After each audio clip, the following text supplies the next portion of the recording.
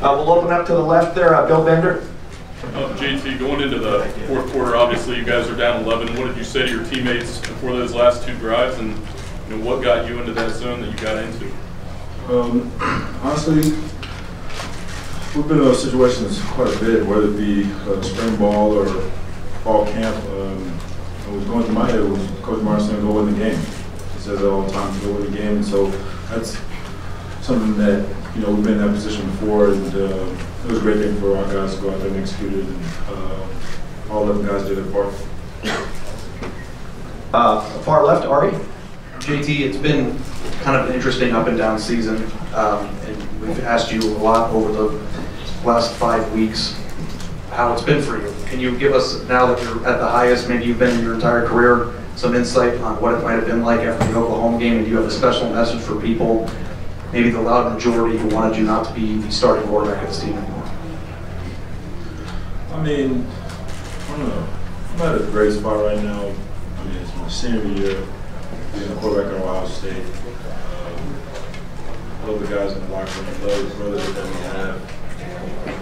And with that, that's what I focus on. I don't really focus on, I guess, the critiques that people have to say about me. I mean, everybody has right to their own opinion, and that's okay with that.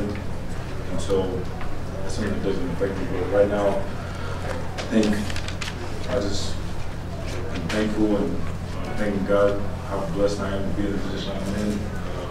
I tell you all the time, I'm just a little cat from Wichita Falls, Texas, that people don't even know that's on the map, So with that, just grateful for the position God put me in, and say how much yes.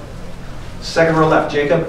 JT, there were two moments that stuck out to me. After the fumble, you were bent over on the field, looked like you're in total disbelief, and then before the fourth down play for the defense, you just sprinted out into the huddle there. Talk about what you were thinking about in the moment after the fumble, and then what you said to the defense there. Yeah, so when I had that fumble, I was actually trying to hand it off. I wasn't even trying to pull it, but I was just like, it was always one of those things like, really, JT, right now, it's not the best time. Yeah, but I mean, there was a lot of game left to be played, and then that fourth down came. When at the time I said the exact same thing. I said, offense, just go in the game. Like, go in the game. I mean, I was going through my head the entire game was, you have to go in the game. And then when it came down to critical moments, where we had to go make plays, we made those plays, and we were able to come out and win the game. Far left, Bill. JT, you often say that you're the same guy, you don't feel like you're playing any differently. You look different. The fourth quarter looked different. That completion percentage against this defense, like, were you in a different kind of zone at the end of this game than you've been in before? I don't know, because when you say like I'm different, I feel like I would have to be thinking different in order to feel different. But I really don't feel any different because I'm thinking the same. I'm thinking about the preparation. What's the down and distance, like all those different things that go into a game. So it's not like I'm telling myself anything new. But no, I think that's what we had to do to go win the game. We had to go, drive the ball downfield, and it took a lot of passes to do that. And so I think the O-line did a great job of, blocking them up front, because those guys, they do a great job of just bull rushing up the middle and then attacking with speed on the edge. So they did a great job handling that, and the guys on the outside made plays. And then you're a Heisman Trophy candidate now. You might be the front runner. Urban said it's worth talking about now. Just your thoughts on that. He said the H word. I'm gonna say the same thing. That H word. I'm not really focused on it. Next week we got to beat Iowa, so that's what I'm focused on. Okay, far right over here, Austin. JT, in the fourth quarter, the offense comes alive. The defense gets key stops. The special teams gets the block there that's key. Collectively, I think that's the effort that you guys have been looking for all season long.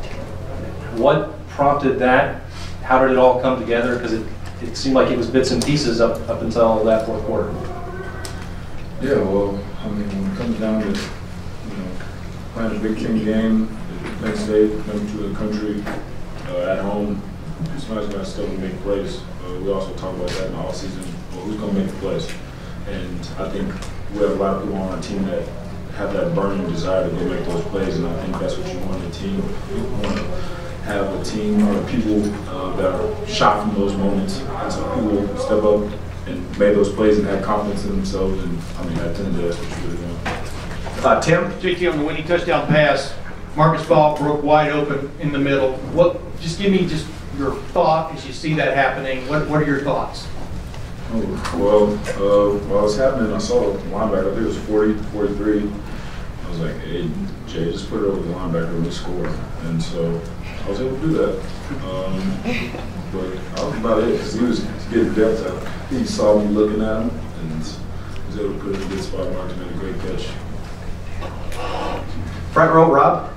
JT, I've seen the videos of you behind the scenes like a crazy dog. And yet you're up here calm. How do you behave during the game?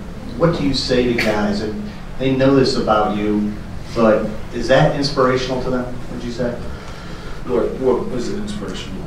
It's just the way you, behind the scenes, deal with them. I don't know. I think something interesting that I didn't hear until Coach Wilson came. He said, as a leader, you have different clubs, like in golf. You have different ways to go about certain situations, so you just can't come across one way. And that kind of stuck with me.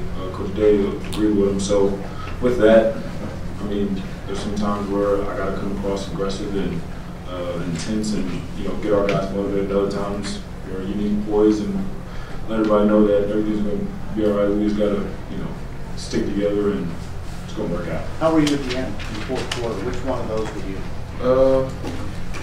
I was kind of poised one.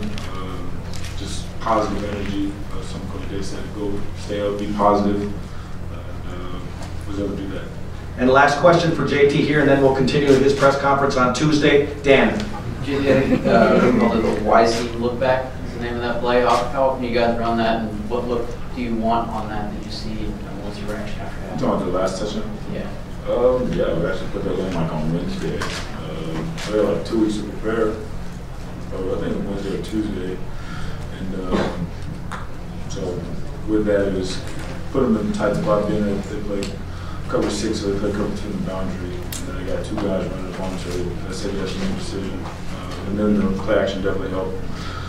But I mean, I'm looking at the safety and see which one he picks because where he does he's from. So, but at the end of the day, the line did the part and blocking with the play action. I got the play action pass, and that's a tough day to do, especially against those guys. And they did their part, and I stood to a wide open person. Great. JT, thank you very much. Congratulations.